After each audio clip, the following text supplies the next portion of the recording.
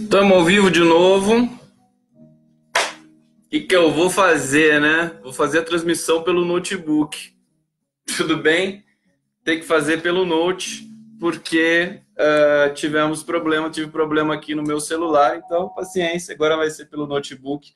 Eu não gosto muito de fazer pelo Note, porque ele não capta o som tão bem quanto o celular, e também tem um ângulo que eu não gosto muito, que não consigo ver vocês. Enfim, vamos fazer essa jogada aí.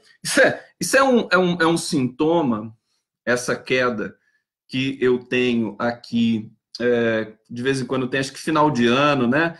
A net, está todo mundo de férias, né? Não tem técnico, não tem nada em lugar nenhum, e aí você tem falha, você começa a ter falha na sua conexão de rede, o que eu acho um desastre, né? Isso é muito Brasil, né? Muito Brasil. Isso é realmente uma coisa que a gente teria de refazer, rever tudo de novo. O governo Dilma fez aí a regulamentação da internet, uma das mais modernas do mundo. Tudo isso cai por terra depois do golpe. Tudo ficou avacalhado no Brasil, serviço péssimo. Alguém tem serviço de internet bom no Brasil? Ninguém. Por quê? Você não tem fiscalização, você tem essa preguiça gerencial crônica, né? Crônica. Deixa eu ver se eu virar assim, se fica um pouquinho melhor aqui para mim. Aí a gente faz uma transmissão mais como a gente vinha fazendo. Eu não gosto muito dessa transmissão frontal. Isso é uma coisa mais para a TV 247. Então eu falo assim, reclama mesmo, Conde.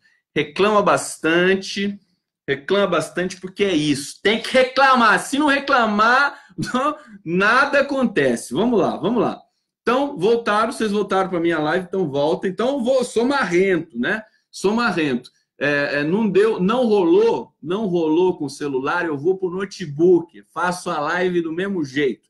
Então, tinha falado aqui com tanto carinho do Itamar Acier, depois vou ter que fazer uma junção na live aí para retransmissão, não sei como é que vai ficar isso. De qualquer maneira, tão lindo o disco do Itamar Acier.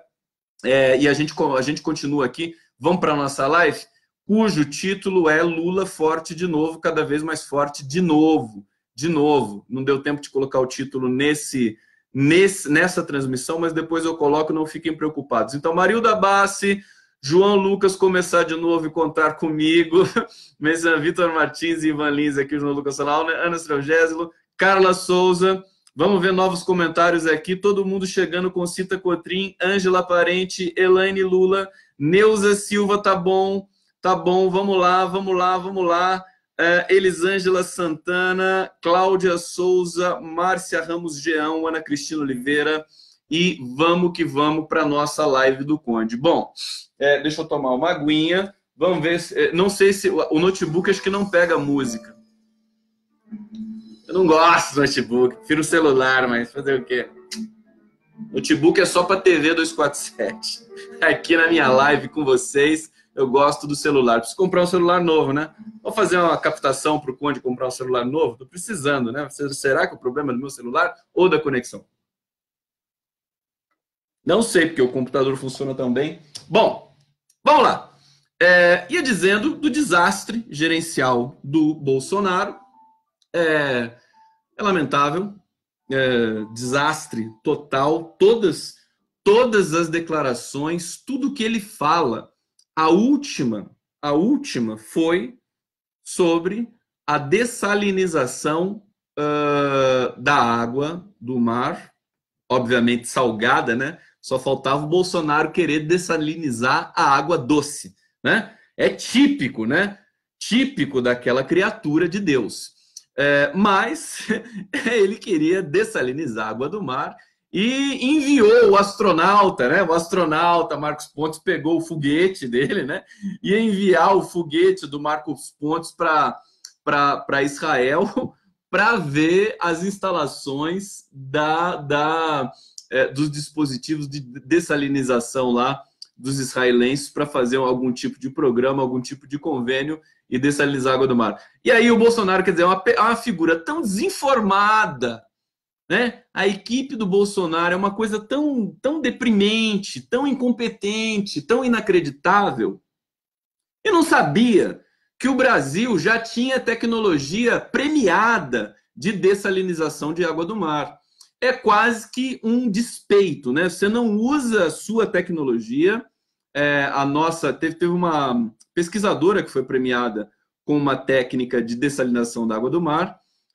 Desconhece completamente que já acontece no Nordeste processos de dessalinização, e lança sem saber absolutamente nada. Eu me lembro que no governo Temer foi assim também, né? Eu me lembro do ministro da Educação, como é que era o nome dele? Ai, meu Deus, como é que era o nome daquele cara que falou assim, haverão mudanças no Enem, né? E conjugou o verbo haver indeterminado com o plural concordando com as mudanças, né? Foi uma coisa aberrante, aberrativa, né? Aberrativa, se é que existe essa palavra. Uma aberração. Um ministro da Educação, evidentemente, como linguista, eu não posso ter o preconceito de como é que eu posso dizer assim, trollar as pessoas pelos erros de português. Eu só, como linguista, eu faço uma coisa muito malvada, né? Eu trolo e tripudio quem supostamente tem curso superior e comete desvio da norma padrão de português, eu vou na jugular. Eu tenho prazer. É um prazer que é um fetiche que eu tenho, né? Que as pessoas são tão preconceituosas com os falares populares, né? Elas vão para cima das pessoas humildes que cometem desvios de norma padrão, só que eles não sabem que todas as pessoas na face dessa terra de A a Z cometem desvios de norma padrão. O Fernando Henrique comete, o William Bonner comete, todo mundo comete desvio. Tá? O problema são desvios e desvios. São os desvios seletivos, que eles chamam de erro de português. Né? E assim caminha a humanidade, e assim caminha a animalidade. E aí eu faço questão. Então, quando eu vejo, por exemplo, o ministro da Educação cometendo um erro como esse do haverão mudanças do Enem, como é que era o nome dele? Esqueci. Se alguém me lembrar, por favor, me lembra aqui o nome daquele ministro da Educação que se licenciou também para ser candidato e acho que não ganhou a eleição. Era aquele cara que fazia oposição por oposição, um cara horroroso do DEM. Bom, esse cara, essa criatura de Deus, né? Eu falo que são todos de Deus agora, até em homenagem ao João, né? Ao João que está preso lá, o João de Deus. Essa criatura de Deus simplesmente disse assim, não, nós vamos chamar o exército para ajudar na logística do Enem. Ele disse, Mendonça Filho, obrigado, Elaine Lula, muito obrigado. A gente vai chamar o exército, né? Aí alguém falou para ele, Mendonça, o exército já participa da logística do Enem. Não sabem nada. Quem são esses caras, pelo amor de Deus? De Deus não, né? Porque o João de Deus aí já complicou, né? Já botou o nome de Deus num lugar assim estranho, né? Estranho, né? O momento é estranho, então é melhor não falar. De qualquer maneira, fala sério, da onde saíram esses caras que não sabem absolutamente nada? Aí vem um coraçãozinho aqui, eu tô sentindo falta do coraçãozinho. Cadê o coraçãozinho? Cadê o coraçãozinho que eu tô carente? Que meu celular pifou e agora eu quero coraçãozinho aqui, gente. Pode mandar coraçãozinho para mim, senão eu não vou fazer mais a live. Vamos? Que bonitinho. Aqui aparece o... Aí, coraçãozinho para onde que tem que clicar, tem que clicar. A clicada é o tchan do negócio. É o carinho, né? Você tem que apertar o botãozinho, fazer clique, clique e jogar o coraçãozinho para mim. Então, são muitos cliques, eu fico todo feliz aqui. Muito bem. Então, chegou a hora, então, de eu dizer um presente de Natal que eu recebi hoje, que eu fiquei muito feliz, que eu recebi um recado do Lula, né? Ele assistiu a live do dia 24, que foi, inclusive, uma live que deu problema também de transmissão. Ele assistiu a live e me agradeceu, uma coisa super, super carinhosa. Deixa eu achar aqui o agradecimento do Lula, só para eu ler para vocês, que foi muito fofo, né? O Marco, que é o assessor dele, me mandou um zap hoje e ele me disse assim: tá aí, Conde? Eu falei: tô. Ah, então tem um recado aqui para você. E o Lula escreveu, né? Tava lá no. Que ele recebe as mídias, as gravações, os programas, tudo mais. E dentre esses programas, o meu vai selecionado ali de vez em quando para ele. E ele disse assim, né? Grifou a live do Conde, né? Muito bom. Agradeço as palavras de carinho, embora não as mereça. Olha que coisa linda. O Lula realmente é emocionante, né? Ele disse que não merece, né? As minhas palavras de carinho. As minhas palavras de carinho para o Lula, eu disse, já disse para ele, já disse para quem quisesse ouvir, elas vão ser, elas são basicamente permanentes, né? Elas não cessam, né? Minhas palavras de carinho para o Lula são o tempo todo que eu tenho a felicidade de manifestar o meu carinho, a minha admiração, tudo que o Lula significa para mim, para o povo brasileiro, para a minha história, para a história da minha família, para a história do meu filho, para a história, enfim, do país inteiro, né? É muito carinho envolvido e nesse Natal, como os afetos ficam mais aflorados, a flor da pele, né? A presença do Lula, a presença espiritual dele se torna muito forte. Mais uma vez, ela é recuperada por todas as famílias através da memória, através do sentimento de solidariedade, porque ele está numa situação, numa prisão política infame, infernal, e continua de dentro da prisão sendo uma pessoa conciliadora, sendo uma pessoa que tem a capacidade de escrever uma carta lindíssima para a viúva do Sigmaringas Seixas, que foi seu amigo e que faleceu no dia de ontem.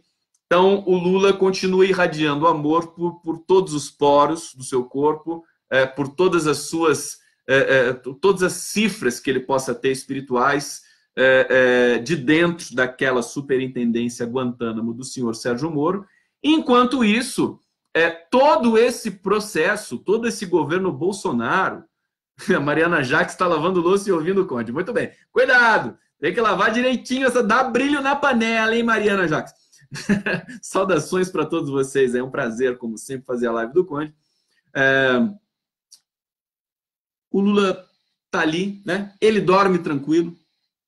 Nós que estamos do lado da democracia, do lado certo da história, não no avesso, nós que não propagamos ódio, nós que não embarcamos na facilitação da interpretação histórica, da interpretação política, nós que não nos rendemos ao preconceito, ao racismo, à violência, à misoginia, à homofobia, nós, podem ter certeza, dormimos tranquilos, felizes, irmanados, né? O lado de lá, aquele lado infame, perdido, à deriva, que vive dentro da violência, cuja linguagem é a própria violência. Você vê que o Bolsonaro, esses dias, ele fez uma brincadeira com um cara que estava num churrasco lá, não sei onde ele está lá, acho que ele está lá naquele lugar lá que ele fingiu que estava lavando roupa lá para fotografia, que enfiava uma faca no cara. Brincou de enfiar uma faca no cidadão que estava ali com ele. E ainda disse assim, com uma facada dessa, você vai ser presidente da ONU. Olha o nível da brincadeira, Bolsonaro. Para com isso, Bolsonaro. Eu não acredito nesse cara. Quem pôs esse cara aqui, pelo amor de Deus? Não dá para botar uma fé no nível. Concorda comigo? É indignado. Quer dizer, a gente vai ter que aguentar, né? A gente vai ter que assistir esse cara, Bolsonaro e todos os tubérculos ali que estão do lado dele, naufragarem, que nem o Fernando Collor de Mello naufragou em 1990, só que o Bolsonaro vai ser mais rápido ainda. Estão me entendendo? Sinto muito, né? Bolsonaro vai ser Vai ser assim, vai ser acelerado, processo acelerado de apodrecimento. Já começou a apodrecer antes de assumir o governo com essa história do Queiroz. É? Como se fosse uma história, como se fosse a pior história. Não é. É só, como dizem os grandes metaforizadores do nosso comentário político, né? É só a ponta do iceberg. Né? O Queiroz é só uma pontícula do iceberg. É uma coisa impressionante. Bolsonaro, o cara vai entrar para a história como a maior aberração humana que nós tivemos, nós brasileiros, tivemos a infelicidade de nos depararmos, né? Quase que como uma espécie de castigo, né, para o povo brasileiro. Não sei. Enfim, porque assim, é muita precariedade, é muito amadorismo. O cara realmente não tem a menor traquejo, não tem. Tinha muito. Eu gosto de esfregar no nariz de alguns intelectuais aí que tem livros publicados importantes. Não gosto de dar nome, mas acho que vocês sabem quem são, né? São colunistas aí da grande imprensa, essas figuras que publicam periodicamente, eventualmente, nas páginas nobres aí da Folha, do Estadão e do Globo. Muita gente bota fé nesses intelectuais ainda, respeitam por algumas razões que eu posso até compreender, mas esses caras que disseram que a Dilma Rousseff não teve jogo de cintura, e que tem pós-doutorado livre docência no exterior na França, realmente embrulham o meu estômago, que já não é muito bom. Junto com o meu fígado também, né? Para lembrar do Dostoiévski aqui um pouquinho. Dizer que a Dilma não tinha jogo de cintura, na verdade, esses intelectuais, essas figuras, esses comentaristas, simplesmente, eles estão fazendo várias coisas ao mesmo tempo. Em primeiro lugar, estão sendo covardes, né? De falar isso dessa maneira, e eles falam exatamente dessa maneira. Agora não falam mais, porque agora também já estão tudo encostados aí, né? Eles estão encostados. Daqui a pouco eles aparecem na Globo News de novo, dando uma entrevista, alguma coisa assim. Eles dizem que fazem mais de uma... praticam a covardia, praticam a misoginia, porque criticar a Dilma Rousseff nessas condições, basicamente com aquela Brasília masculina velha, e escravocrata e secular e patrimonialista, é uma espécie de misoginia, sem dúvida nenhuma. É aquela história da Dilma Rousseff, assertiva, né, com a espinha ereta, enquanto os seus interrogadores, né, naquela foto clássica dos anos 60, estão escondendo o rosto. Esses intelectuais, de uma certa maneira, escondem o rosto também, e eu ajudo eles a esconderem o rosto, porque eu não gosto de dar o nome dessas criaturas, eu gosto de dar nome de quem produz reflexões bacanas, interessantes, consistentes, consolidadas. Então, só para não perder o fio da meada, quem não tem jogo de cintura, cara pálida, sabe quem é? É o Bolsonaro. Em primeiro lugar, de que jogo de cintura a gente está falando, né? For jogo de cintura para cometer delito, realmente a Dilma Rousseff não tinha. E ainda bem que ela não tinha, e ela continua não tendo e nunca vai ter. Mas, se for jogo de cintura para governar um país com a complexidade do Brasil, Bolsonaro não tem um pingo, ele não sabe o que está acontecendo. Ele falou de dessalinizar a água do mar, de procurar uma tecnologia nova, né? Com as barbas em cima da transposição do São Francisco, que revolucionou a vida de 12 milhões de nordestinos já nesse momento. Então, não sabe nomear, nomeia ministro sem investigar a vida pregressa do quadro político que ele está nomeando. Protocolo básico para qualquer governança, para qualquer prefeito que se preze, né? Tem que saber quem é a pessoa que ele está nomeando para ser ministro. Então, dá uma certa preguiça, porque nós vamos ver, ele não vai aguentar.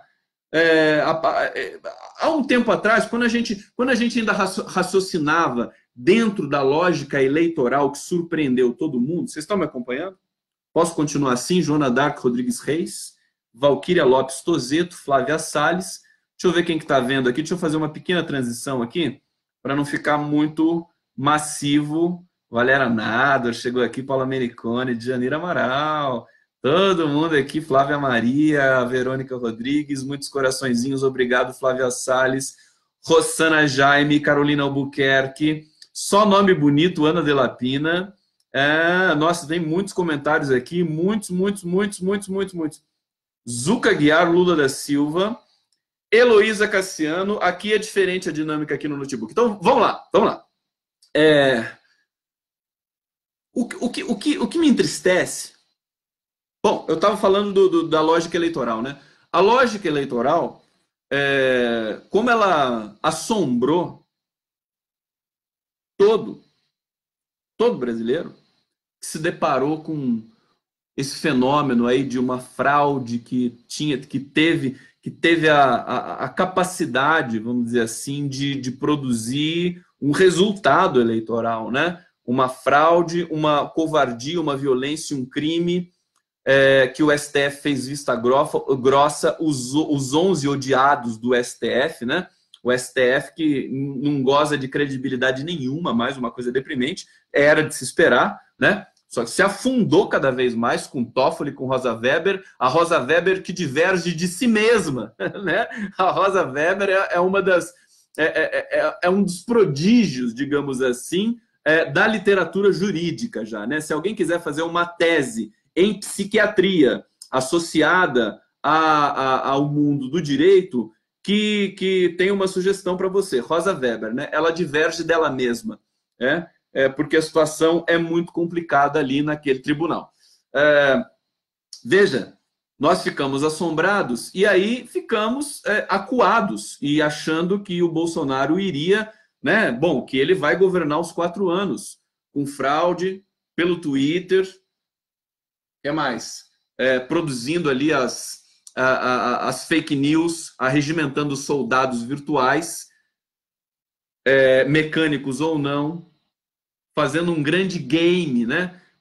Sabe que essa adesão do Bolsonaro, isso quem me falou foi o Fabiano Leitão, que é um cara que eu admiro muito, falei ontem com ele está lá em Curitiba. Fabiano Leitão, que é um cara, já falei outras vezes também, que é um cara muito inteligente, sabe o que acontece nesse campo do bolsonarismo?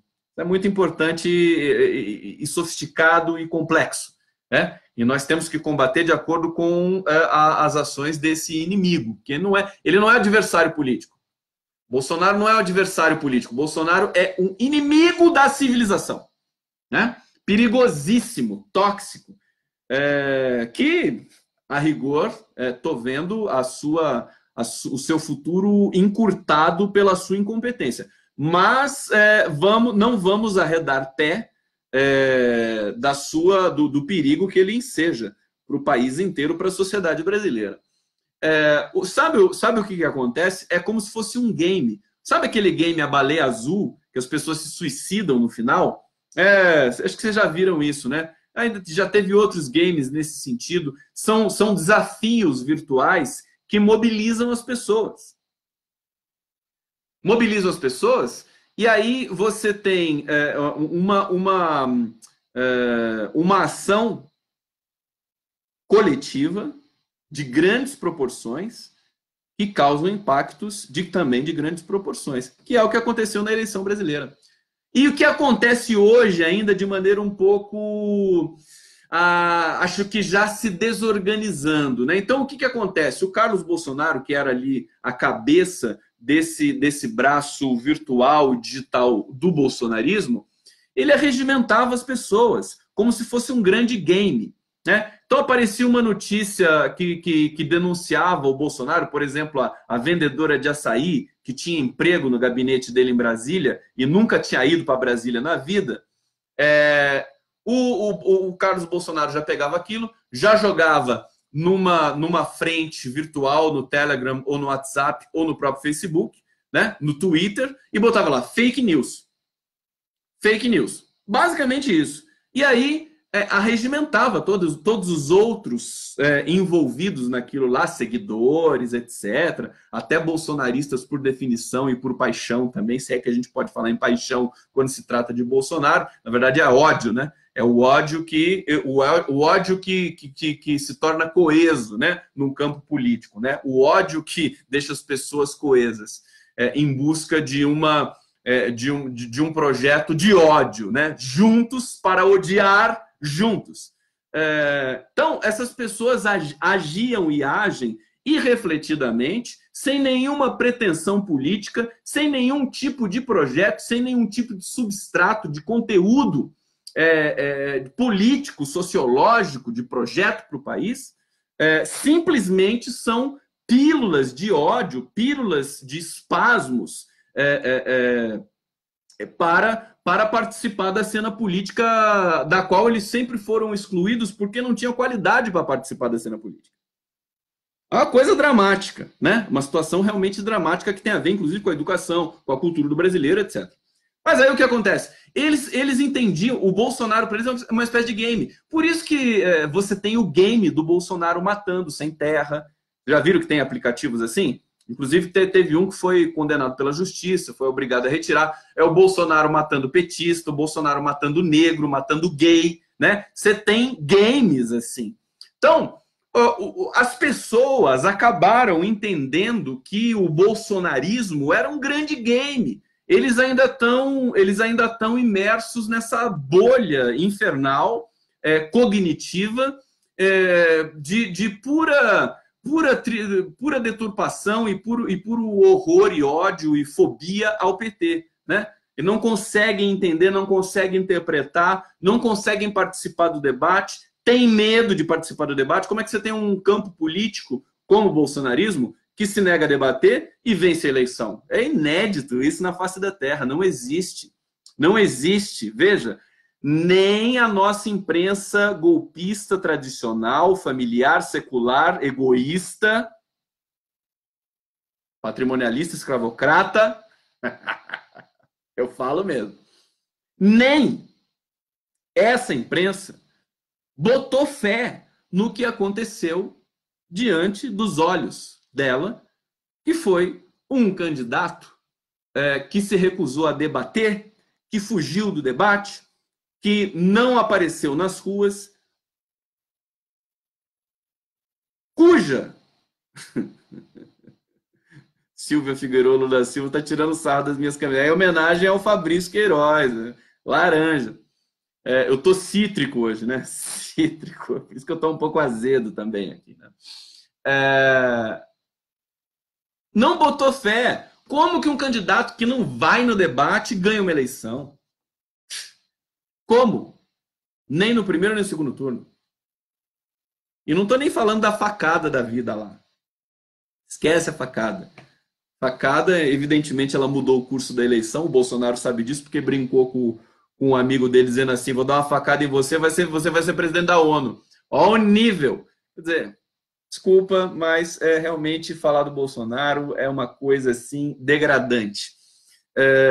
Agora, o que eu quero dizer para vocês, deixa eu tomar uma aguinha, e aí eu quero coraçãozinho enquanto eu tomo água aqui, porque daí a gente descansa um pouquinho para não ficar muito massivo e tudo mais. Cadê o meu coraçãozinho? Cadê? Aí, muito bem. Vamos lá. O som não vai, mas eu aumento o som do meu amigo Itamaraciara aqui. Vai o som aí? Eu acho que não vai porque eu... Me fala. Vocês escutam o som?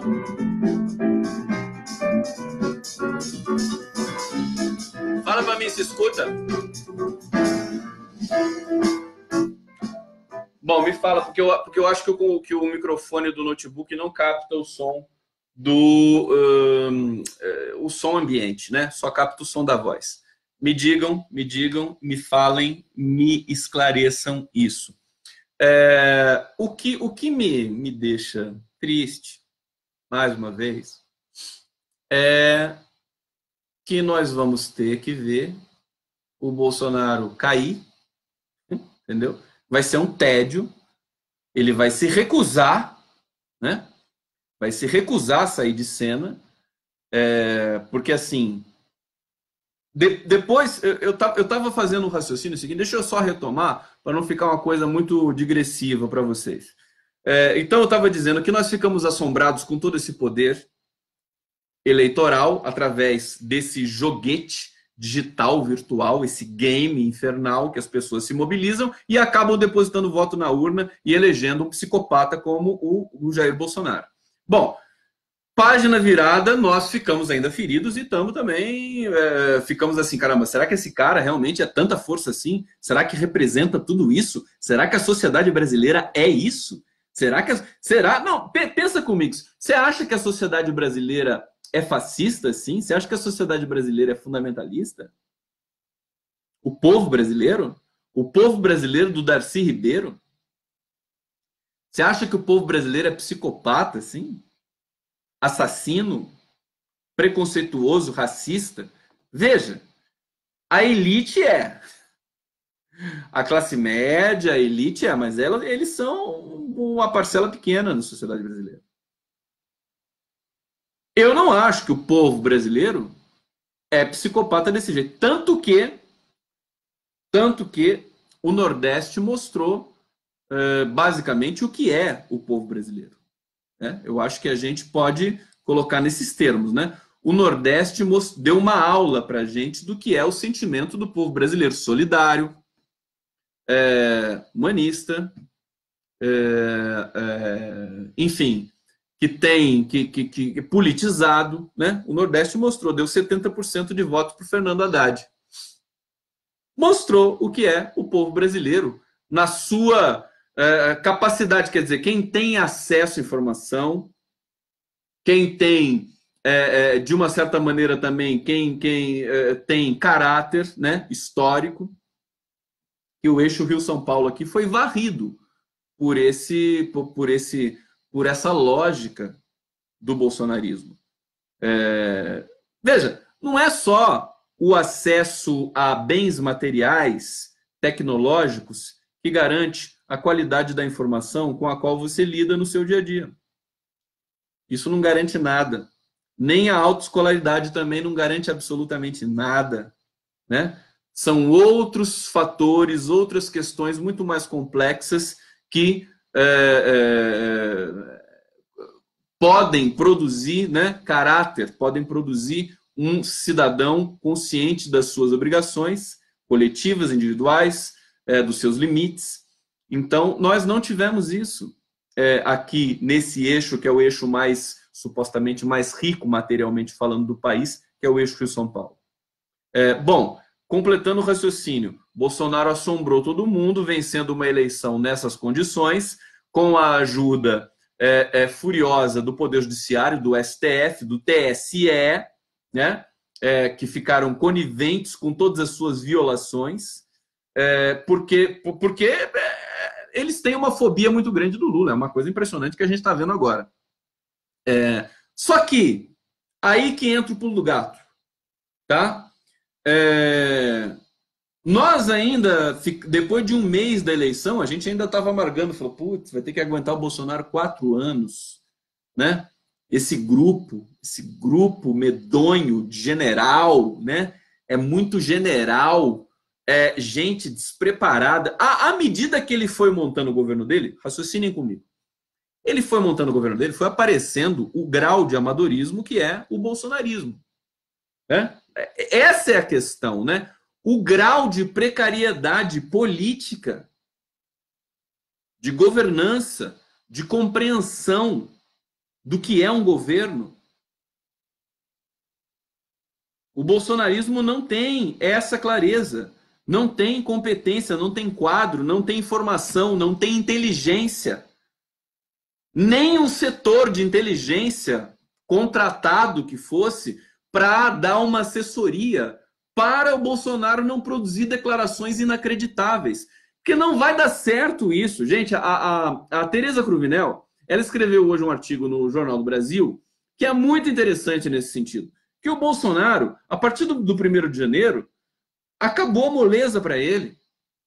Ele vai estar completamente num novo papel. Ele vai ter que botar terno e gravata, meu querido. O cara não vai poder governar de camiseta. Entendeu? para tirar foto para a assessoria dele.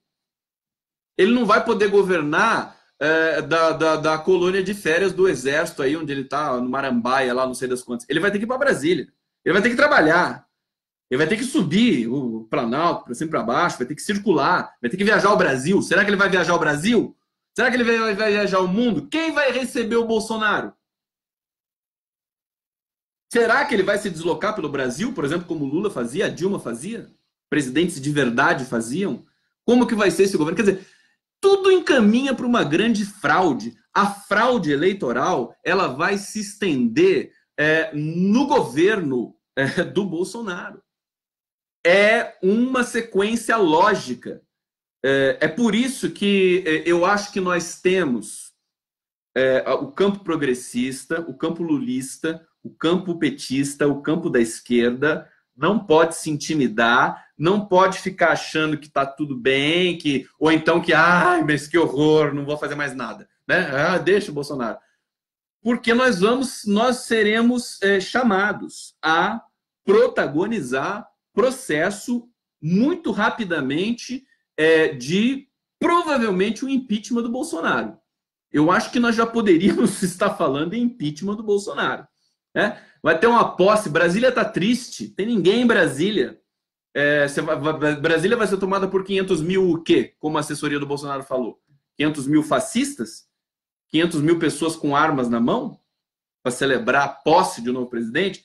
Tudo é muito fraudulento. Tudo é muito inacreditável, tudo é muito deprimente. E aí eu quero dizer para vocês o seguinte, a sociedade brasileira, o Tom Jobim dizia, o Brasil não é para amadores. Né? No que eu digo, o Brasil também não é para profissionais. Quiçá para ninjas. Quiçá para ninjas. Tá? A sociedade brasileira é complexa. Complexa. Não adianta você achar que todo mundo abana o rabinho é cachorrinho dócil. 2019 não é um ano eleitoral, o brasileiro vai estar impregnado, o brasileiro já está cansado de tanto ódio político. Quis o destino que esse golpe não fosse terminado, não fosse encerrado com uma eleição majoritária no Brasil, a eleição de 2018, porque pelas contingências, né? E eu às vezes converso com os amigos, como estava conversando com a minha querida amiga historiadora Gláucia Fracaro, quem eu vou entrevistar em breve para a TV 247, o livro fantástico que ela escreveu sobre o trabalho da mulher no começo do século XX, aqui, Direitos das Mulheres, é uma feminista genial, a Gláucia. De uma certa maneira, né, não me entendam mal, por favor, mas o Bolsonaro... Por que o Bolsonaro venceu? A esquerda pode fazer não essa autocrítica, mas essa reflexão. Gente, a única maneira de ver o bolsonarismo no chão, derrotado, esmagado, apagado, em cinzas, seria essa. Vencer uma eleição e pagar o mico de sentar naquela cadeira que queima, a cadeira de presidente. Para ele mostrar para todo mundo o quanto ele é incompetente. Porque se ele perdesse a eleição, em primeiro lugar, se o Haddad vencesse, o país estaria histérico. Até agora, né? Porque os bolsonaristas não iam aceitar a derrota, iam ficar estridentes, nós íamos ter uma escalada de violência se o Haddad tivesse vencido. Tá? É bom a gente redesenhar cenários para a gente poder entender o que vai acontecer com o país. Então, veja, é aquela história, Deus escreve certo por linhas tortas, né? Eu vou ser um pouco messiânico aqui com vocês hoje, né? Escreve certo por linhas tortas. O Bolsonaro é uma linha torta, é uma linha retorcida, não é uma linha torta, é uma linha horrível, né? Mas ele é uma linha da família das linhas tortas. Por quê? Porque era preciso que a população brasileira, que o brasileiro visse na prática o que seria esse campo tão fascista, racista, odiento, de posse da faca e o queijo do governo na mão. Faca, né? Olha eu, né? Faca e o queijo do governo na mão. Para a gente ver o fracasso deles. Então, isso tudo, a história tá em curso, gente. Não tenhamos assim, não dá para ter uma percepção. Não se trata nem de pessimismo nem de otimismo, se trata de ousadia de leitura da cena política que se desenrola no nosso horizonte. É ousadia de leitura. Não nos iludamos, nós fazemos a realidade. Nós não temos que aceitar a realidade do jeito que ela é. E isso nem é utopia. Isso é o protagonismo político que se dá em qualquer lugar do mundo. Você produz a realidade com a sua interpretação e com a prevalência de uma interpretação consistente que avance sobre o seu adversário.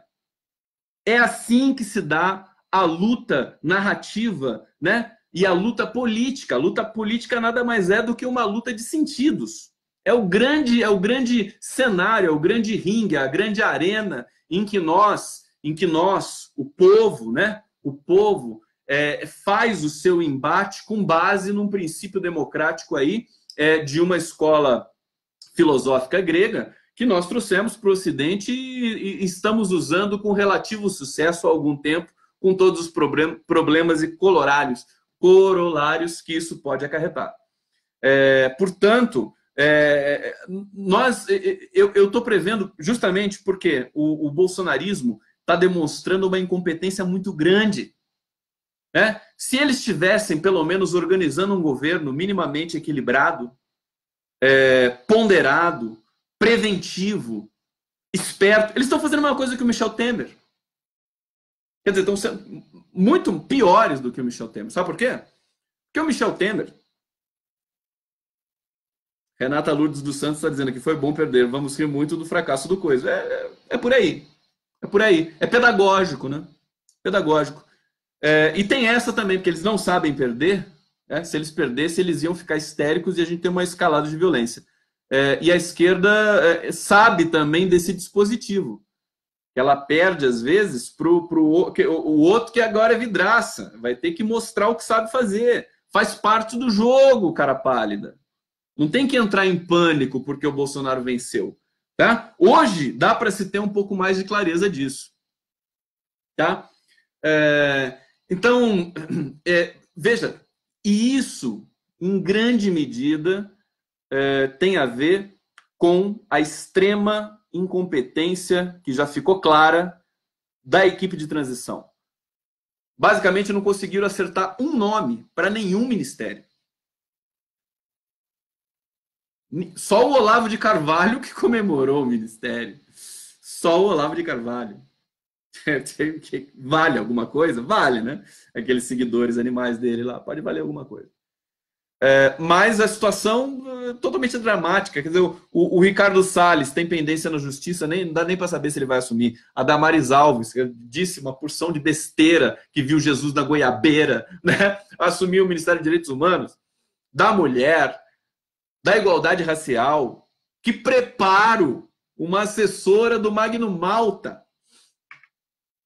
Da onde saiu? Ninguém sabe, ninguém viu. Ministro da Educação, Ricardo Vélez Rodrigues. Ricardo Vélez Rodrigues. Cadê meu charuto pro banho? Aqui. Acá. Tem condições? O povo brasileiro está estarrecido com tudo isso. Né? Tá trabalhando, tá passando o Natal com a família. Daqui a pouco acaba o Natal, acaba o Ano Novo. E o pessoal vai ficar injuriado com esse tipo de amadorismo político. Aí tem gente que diz assim, mas o Brasil só funciona depois do Carnaval. Não. Vai ser assim, não. Inclusive, acho que uma das marchinhas mais populares desse Carnaval vai ser Cadê o Queiroz, né? Cadê Queiroz? Queiroz, Queiroz. Né? Caiu na boca do povo. Talvez, quando chegar o Carnaval, parafraseando Chico Buarque, né? Quando o Carnaval chegar, e eu vou dizer, quando chegar o Carnaval, não sei se a gente vai ter Bolsonaro mais, não. Eu juro para vocês que eu realmente estou impactado com o volume de incompetência já demonstrado por essa equipe bolsonarista de transição, sem contar essa situação do Fabrício Queiroz, que já pode estar na iminência de uma CPI, né? Vou começar, já pensou começar o governo em janeiro já com uma CPI aberta para uma investigação? Veja, Bolsonaro vai ter lastro político, paciência para conversar. A única figura do governo Bolsonaro que tem algum tipo de conexão com a realidade concreta, política e com a realidade discursiva do bom senso, é o Hamilton Mourão, é o vice-presidente da República. Que muito provavelmente, entendeu? Está se preparando para herdar o governo, porque eu acho que não tem ninguém dentro do próprio governo Bolsonaro de transição que bote fé que o Bolsonaro vai durar.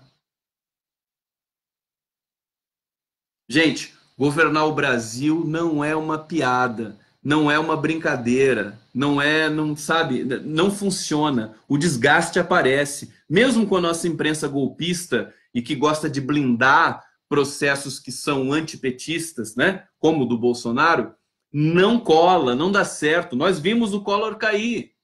O Collor caiu rapidamente, muito facilmente. Realmente eu entendo que nós temos de assumir o protagonismo, de colocar em pauta, né, dada a absoluta falta de capacidade de formular algum tipo de política de esperança para a população brasileira, fazer algum tipo de prognóstico, recuperação de emprego, salário. Bolsonaro fala de salário? Nem fala de salário. E aí você tem aquela pesquisa da Datafolha lá, de que o povo brasileiro está otimista e tudo mais com a economia, mas é aquela coisa, você acha que pode piorar uma coisa que está um desastre total do Michel Temer? Pode piorar? Não pode piorar. Aí como o cara não é um idiota e sabe que não pode piorar, ele diz, não, vai melhorar. É simples. É simples. Como é que vai piorar uma coisa que já está no limbo, na pior situação da história da nossa economia brasileira? Tá? Não pode subestimar o povo brasileiro também. Eu ia dizendo, então para fechar, para ir fechando já a nossa live, nós tivemos probleminhas técnicos, mas a gente vai fechando. Vou esticar mais um pouquinho esse take aqui, porque aquele primeiro inicial vai ficar à deriva, vai ficar desgarrado. O Temer, golpista Temer, junto com o PSDB, ele poderia ter construído um governo um pouquinho melhor e ter realmente ganho, ele não fez isso, tá? E ter realmente ganho algum tipo de confiança da sociedade brasileira. Um governo mais conciliador, um governo mais ponderado, sem tanto ódio na construção do seu ministério, só que ele não fez isso. E aí se tornou o governo mais rejeitado da história do Brasil. É exatamente a mesma coisa que o Bolsonaro está fazendo. E aí o que você pode esperar do governo Bolsonaro? Bolsonaro vai bem porque ele é mais bonito que o Temer? Vocês acham isso? Quer dizer, Bolsonaro está numa situação bastante delicada. Ele vai querer fugir por todos os meios da imprensa, do assédio, dos problemas que vão aparecendo. Não sei se ele vai ter saúde. Zé Dirceu falou, aquela cadeira ela queima, ela não só queima, ela esmaga. Né? É uma cadeira, o presidencialismo de coalizão brasileiro não é uma besteirinha. Né? Não é uma besteirinha. É algo que demanda uma força muito grande. O Fernando Henrique Cardoso ele tinha, naquele momento, uma articulação política, tenho que admitir, bastante eficiente. Né? Ele foi inteligente nesse sentido, o Fernando Henrique. Conseguiu sobreviver, ainda que o preço que tenha custado o segundo mandato dele, que ele comprou a reeleição, né? Aquela fraude também, aquele crime, aquele golpe, aquilo custou o segundo mandato dele e ele saiu escorraçado do governo, né? Acho que saiu com 30% de aprovação, né? O Lula saiu com 90%. Aí você vê a diferença aí das biografias de cada um. Então, eu acabei mudando um pouco o eixo desta live em função do probleminha técnico que eu tive, mas basicamente, e também não vou tocar a música porque o microfone do notebook não capta bem o som do violão. Fica para amanhã. Amanhã estamos de volta aí, a gente vai fazer novamente aí o nosso ritual. Vamos ver se amanhã vai dar certinho. Mas acho que é uma oscilação da internet, não tem a ver com o meu celular, não. Vou pesquisar, vou procurar saber o que aconteceu. De qualquer maneira, o eixo temático aqui principal de hoje é que o Lula fica cada vez mais forte. Evidentemente, o Lula está sabendo de tudo isso. Sabe? O cara sabe o que está acontecendo com o Brasil. Mesmo lá de dentro daquela masmorra de Curitiba. E sabe que o Bolsonaro é alguém descartável, com prazo de validade muito curto. Que ninguém subestime a capacidade da política brasileira ser uma instabilidade infinita. Não vai ser fácil alcançar a estabilidade novamente política. E o Bolsonaro não vai gozar de nenhum tipo de estabilidade, por mais general que ele coloque no governo. Não é o general que vai dar estabilidade para ele. Ele está achando, como ele não tem nenhum tipo de conhecimento técnico sobre o país, ele acha que botar o exército no governo vai resolver todos os problemas. Vai resolver todos os problemas. Né? Como se fosse, não, vamos sair, botar ordem na casa, né? Ele esquece que existe um infinito de problemas sociais, estruturais, econômicos, né? Conjunturais, políticos, espalhados pelo Brasil. Não vai dar certo isso. Lamento, sinto muito, não estou torcendo contra nem a favor, porque torcer a favor é pleonasmo, torcer contra é oxímoro. Então não faz sentido nenhum falar o verbo torcer quando o assunto é Bolsonaro. O assunto é Bolsonaro é o seguinte, meu querido, na verdade você tem que torcer para passar rápido, né? Para esse cara sair do horizonte o mais rápido possível, para o Brasil voltar ao normal o mais rápido possível. É para isso que eu estou torcendo. E aí a gente realmente vai se deparar, quer dizer, esse governo de transição já mostrou o que vai ser o governo Bolsonaro. A imprensa vai até se confundir, gente, porque eles também estão estarrecidos com tamanha incapacidade de produzir alguma coisa factível, né? Alguma coisa que faça sentido para o nosso comentário, para a nossa análise, para a nossa abordagem, para os prognósticos que estão no horizonte. Quer dizer, até a Miriam Leitão já sabe, né? As economistas mais vendidas aí que a gente conhece aí do Grupo Globo, já sabe que está tudo errado o que ele está falando, que ele não conhece nada do Brasil. Todos os projetos voltados para a educação, voltados para a agricultura, voltados para o petróleo, para a política de energia, está tudo equivocado. Já virou uma espécie de pastiche de governo. Então, veja, o Temer não conseguiu. O Temer poderia ter construído algum tipo, se ele fosse esperto, né? Poderia ter construído algum tipo de novo campo político do pós-Dilma, né? Não tô dizendo que eu estava torcendo para isso. Ainda bem que ele fez tudo errado, né? Porque daí ele vai para o limbo da história e é esquecido. Mas eu estou dizendo de maneira estrutural e estratégica, quer dizer, ele perdeu a oportunidade de produzir alguma coisa para ter algum tipo de credibilidade no final das contas. E ele está saindo como o presidente mais rejeitado da história. Então, eu acho que nós, dentro de tudo isso, de Temer e de Bolsonaro, e nós já vimos isso com todas as pesquisas, Datafolha e Ibope, que foram ao longo de 2018, o Lula vai ganhando popularidade. Ele vai crescendo, a força do Lula vai crescendo. O Lula ganharia no primeiro turno se fosse respeitado o direito constitucional dele de ser candidato à presidência da República. Então, ele vai ficando cada vez mais forte. 2019 é o ano Lula. 2019, o Lula vai bombar em todos os lugares do país. Vai haver um movimento imensamente forte, sobretudo em função do fracasso anunciado, que é o governo Bolsonaro. Lamento dizer para vocês, eu sou diferente do Ciro Gomes, que fica torcendo para o Bolsonaro, porque é o piloto do avião. Não, lamento. O Bolsonaro vai ser um desastre, vai ser um acidente. É o mesmo acidente que é o acidente eleitoral que ele se anunciou.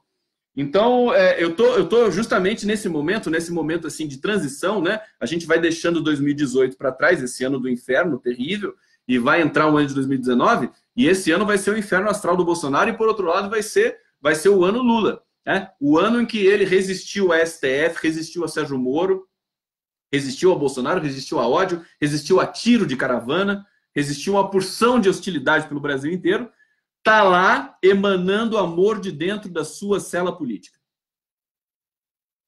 Então, portanto, nós estamos... nós não podemos nos intimidar, como sempre, eu vou repetir isso sempre para vocês, e aí vou trazer, né, para a próxima live um comentário também nesse sentido, que amanhã vou estar na edição da TV 247, do site 247, vou encerrando essa live de hoje aqui, não vou tocar música como já expliquei para vocês, e amanhã vou procurar prospectar corretamente todo esse cenário de destruição anunciada e antecipada do governo Bolsonaro, que se anuncia no horizonte, e, respectivamente, a força do Lula, que me mandou um bilhete tão lindo, e eu estou tão feliz aqui hoje com vocês, quero dividir essa alegria com vocês, muito obrigado, me mandem coraçõezinhos para a gente terminar essa live aqui com muitos coraçõezinhos, vou tomar mais um pouquinho da minha água. Eu vou colocar mais um pouquinho da música do Itamar Sierra aqui, só para ver se o microfone do notebook pega. Não sei se pega. Depois eu vejo. Silva Figueiredo da Silva.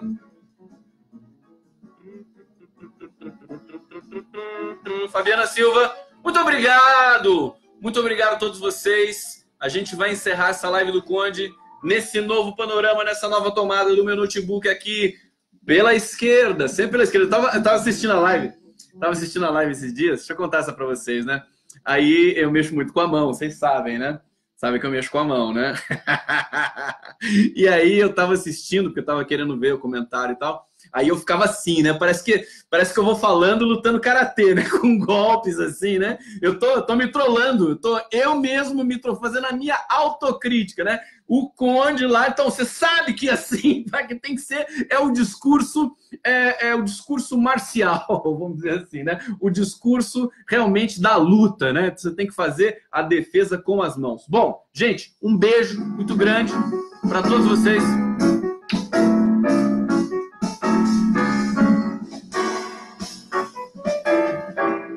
Até a próxima.